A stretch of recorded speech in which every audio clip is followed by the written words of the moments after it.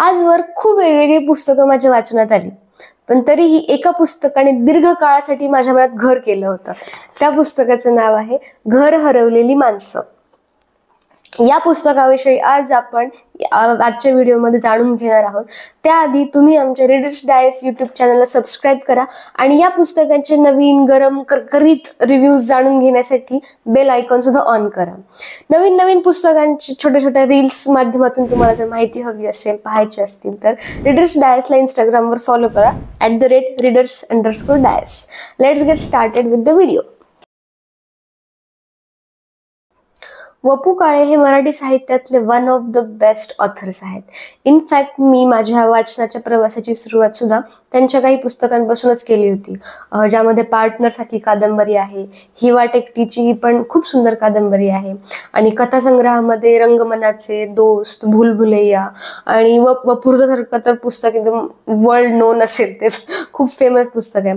तर या पुस्तकांमुळे मी त्यांची एकदम डाय हार्ट फॅन झाले होते आणि याच जर्नीमध्ये मला घर हरवलेली माणसं हे पुस्तक वाचायला भेटलं आणि या पुस्तकातल्या स्टोरीज मला खूप खूप आवडल्या होत्या.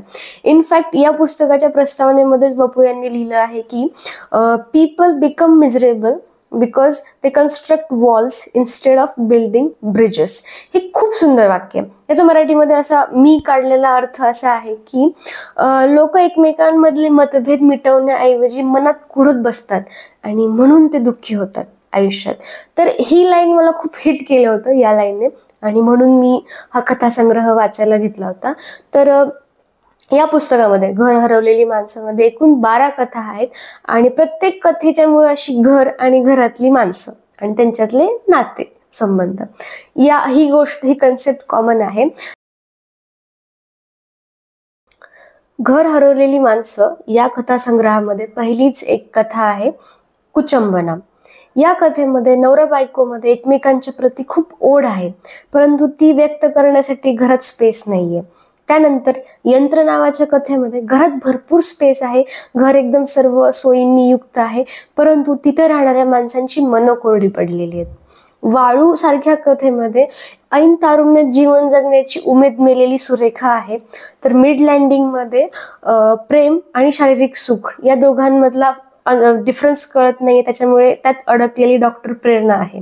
अशी अनेक दुभंगलेल्या मनाची, उद्ध्वस्त मनाच्या कथा या पुस्तकामध्ये आहेत, ज्या वाचताना मला असं वाटलं की मी रोज ज्या लोकांना बाहेर भेटते किंवा ऑफिसमध्ये भेटते काही थोड्या काळासाठी, तर त्या लोकांची पण मनं अशीच दुभंगलेली असतील का?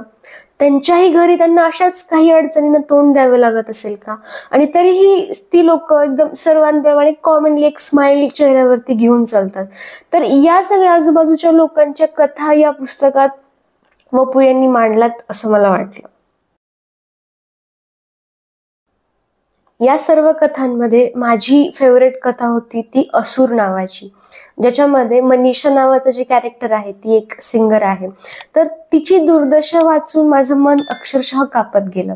म्हणजे एक पट्टीचा कलावंत जर तो जीवनाला कडकडून भेटला नाही, प्रेमात पडला नाही किंवा त्याने दुनियादारीचं जर दुःख अनुभवलं नाही, तर त्याच्या मनातली ती निरसता त्याच्या कलेमध्ये दिसू लागते. हे वपू यांनी खूप खूप छान मांडलं आहे.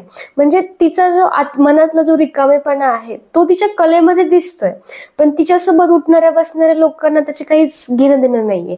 इनफॅक्ट तिच्या घरातल्या लोकांना त्याची काही पडलेली पण नाही, जाणूनही नाही घ्यायचे की आपली मुलगी अशी का होतीये. हे मला खूप आवडलं होतं. लेखकाने त्यांच्या संपूर्ण आयुष्यामध्ये अनेक वेगवेगळे संसार पाहिले असतील आणि त्यापैकी काही संसारांनी त्यांना अचंबित केलं असेल, तर काहींनी त्यांना कोडी घातली असतील, ज्याचा अंश या पुस्तकामध्ये दिसतो, प्रत्येक कथेमध्ये दिसतो. आणि या सगळ्यांमध्ये कॉमनली आढळणारी एक गोष्ट अशी पण आहे की ही सर्व माणसं, हे सर्व कॅरेक्टर्स कुणाच्या तरी हृदयामध्ये घर शोधत आहेत आणि त्यांना असं आपलं कोणीतरी हवंय की ज्याला माझ्या मनात काय चालू आहे किंवा मी किती अडचणीत आहे याची थोडी तरी जाणीव असेल. आणि मुंबईसारख्या मेट्रो सिटीजमध्ये राहणाऱ्या लोकांना, जे चाळीत राहतात स्पेशली, त्यांना बंगल्यात राहायचे स्वप्न आहेत, परंतु खरं पाहायला गेलं तर बंगल्यात राहणाऱ्या आणि चाळीत राहणाऱ्या दोन्ही प्रकारच्या लोकांची झोप उडालेली आहे, ज्यामुळे त्यांनी आपली घरं कधीच हरवून बसलेली आहेत. या व्हिडिओच्या स्टार्टिंगला मी म्हणलं होतं की या पुस्तकाने माझ्या मनात दीर्घ काळासाठी घर केलं होतं. त्याच्या मागचं कारण हे होतं की मी सुद्धा एक अपार्टमेंटमध्ये राहते, ज्याला तुम्ही मॉडर्न चाळ म्हणू शकता. परंतु वपू काळे यांनी मुंबईतल्या चाळींचं जे उदाहरण दिलं आहे तशी ही चाळ नाहीच आहे. त्या चाळींमधल्या लोकांसारखी आपुलकी माणुसकी इथल्या लोकांमध्ये नाही दिसत. इनफॅक्ट इथली लोक एवढी फास्ट आहेत, एवढी व्यस्त आहेत त्यांच्या आयुष्यामध्ये की शेजारच्या फ्लॅटमध्ये जरी कोणी मरून पडलं तरी कोणाला काहीच कळत नसतं.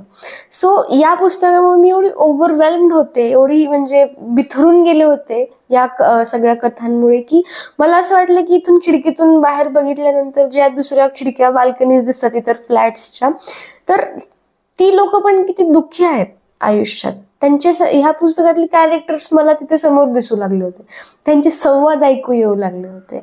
सो ही ताकद आहे वपू काळे यांच्या लेखनामध्ये की ते तुम्हाला आजूबाजूच्या लोकांकडे बघण्याचा तुमचा दृष्टिकोन बदलतात. मग भले ते तुमच्या ऑफिसमधले असतील, घरातले असतील किंवा अशा मॉडर्न चाळीत राहणारे असतील. तर हा होता घर हरवलेली माणसं या पुस्तकाचा रिव्ह्यू. तुम्हाला कसा वाटला मला कळवा कमेंट सेक्शनमध्ये. आणि तुमच्या इतर बुक लवर मित्रमैत्रिणींसोबत हा व्हिडिओ नक्की शेअर करा. इंस्टाग्रामला @readers_diasला जसं तुम्ही मनापासून भरभरून प्रेम दिलं तसं रीडर्स डायसच्या यूट्यूब चॅनललाही सबस्क्राईब करून द्या. आणि कसा वाटला हे सांगण्यासाठी मला नक्की नक्की कमेंट सेक्शनमध्ये सांगा. व्हिडिओला लाईक करायला विसरू नका. Thank you so much. भेटूया पुढच्या व्हिडिओमध्ये. Bye bye.